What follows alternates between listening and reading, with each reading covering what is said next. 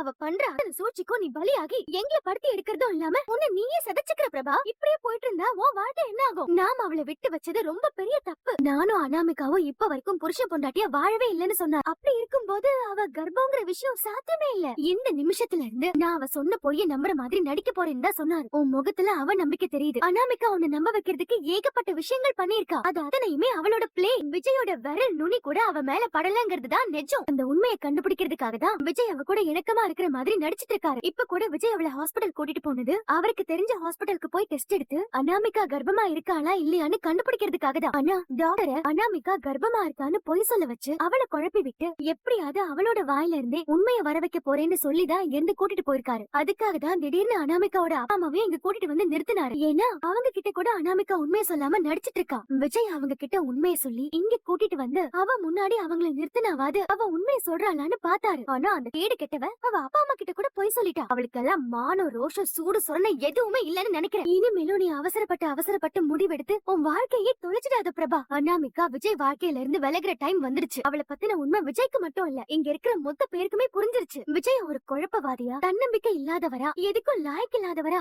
வெளி உலகத்துக்கு அவ சித்தரிச்சு வச்சிருக்கா. அந்த பிம்பத்தை நம்பிதான் நீயும் ஏமாந்திருக்க. தயவு செஞ்சு எது நிஜம்னு புரிஞ்சுக்கோ பிரபா. நாங்க சொல்றதுதான் நிஜம். ஆமா பிரபா, எனக்கு புரியுது. அனாமிகா அப்பவே வந்துட்டா இன்னும் போகாம என்ன பண்ணிட்டு இருக்க? உனக்காக தான் வெயிட்